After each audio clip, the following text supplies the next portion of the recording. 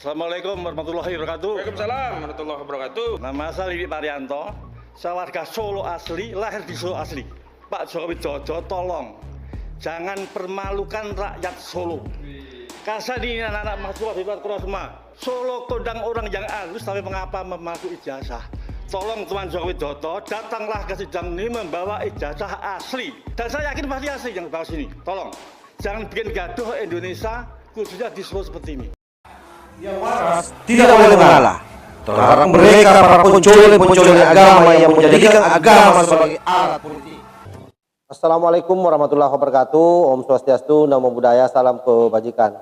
Kembali bersama Tolang 9 di Bukta Pandita Lupi, Kabupaten Bulukumba. Sahabat-sahabat Tolang 9 yang saya hormati dimanapun juga berada. Yang hari ini ada yang menarik, di mana salah seorang pembenci Pak Jokowi memberikan reaksi terhadap apa yang terjadi pada proses persidangan Sugi Nur dan Bambantri, di mana keinginan pengacara dalam hal ini Egy Sujana dan Sitompel Kosinudin ex ATI yang berharap agar Pak Jokowi menghadiri persidangan dan datang membawa ijazahnya. Karena itu salah seorang kakek-kakek yang memiliki bulu jenggot 5 lembar mengaku sebagai warga Solo itu kemudian meradang dan sangat berharap agar Pak Jokowi datang membawa ijazahnya dengan asumsi bahwa Pak Jokowi katanya mempermalukan warga Solo.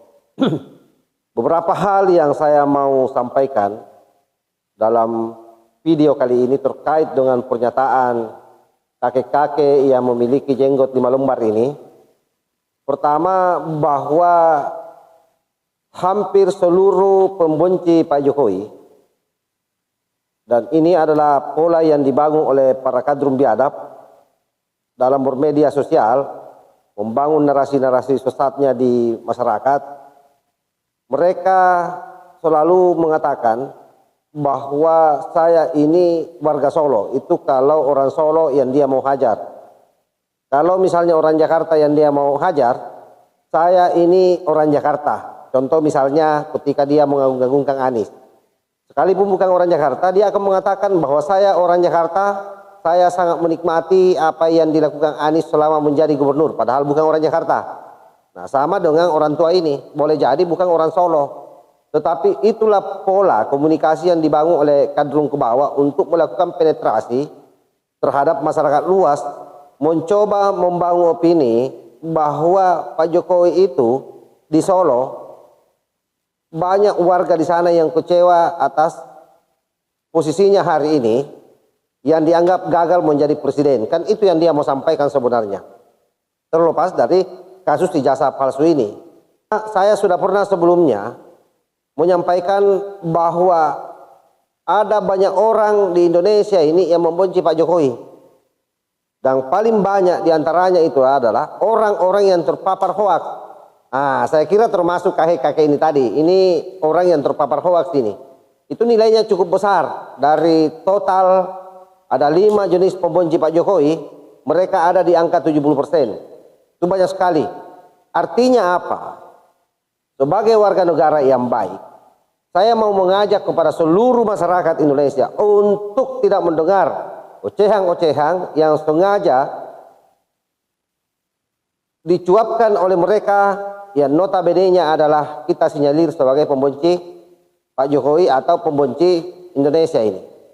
Karena kalau kita mau telisik lebih dalam, sesungguhnya bukan juga pribadinya Pak Jokowi yang dia benci. Tetapi memang mereka ini adalah para gerombolan HTI yang menginginkan negara kesatuan Republik ini hancur. Sehingga kemudian tawaran soal khilafahnya itu bisa menjadi laku di negara ini.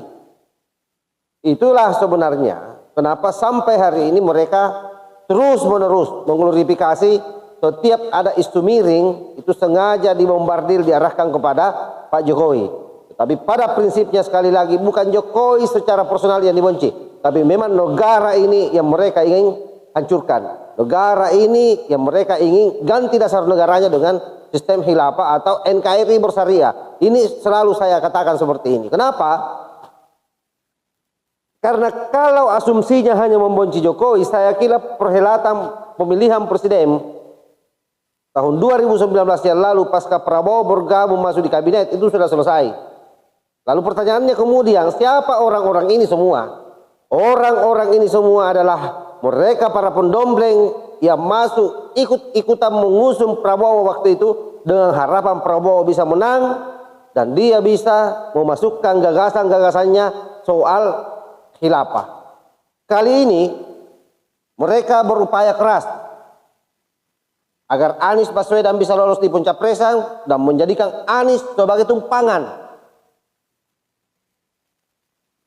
Dan sepertinya Anies menikmati itu. Karena sampai hari ini kita tidak pernah mendengar pernyataannya Anies Baswedan terkait soal HTI, terkait soal FPI, terkait soal ormas-ormas radikal. Justru informasi yang berkembang berdasarkan data yang ada 300 miliar lebih dana digelontorkan untuk ormas-ormas di DKI selama Anies menjadi gubernur. Artinya apa? Anies memelihara ormas ini. Karena itu kemudian tidak ada alasan bagi warga negara, para pemuda yang mencintai negara ini untuk tidak habis-habisan melawan Anies Baswedan pada saat nanti dia betul-betul resmi menjadi calon presiden. Kenapa? Karena kapan Anies Baswedan terpilih menjadi presiden, maka itu ancaman bagi bangsa kita.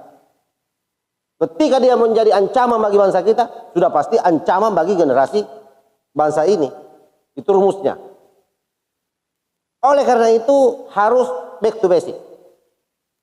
Kembali bagaimana kita berjuang untuk orang yang kira-kira bisa menjadikan Indonesia ini jauh lebih makmur, menjadikan Pancasila sebagai satu-satunya pondasi dalam hidup berbangsa dan bernegara. Sehingga 2045 nanti Indonesia betul-betul bisa menjadi negara maju sebagaimana yang menjadi cita-cita para pemimpin hari ini, terutama Pak Jokowi dan seluruh jajarannya. Saya kira itu yang saya sampaikan. Wallahul muwaffiq ila aqwamit thoriq. Wassalamualaikum warahmatullahi wabarakatuh. NKRI harga mati Nusantara milik kita.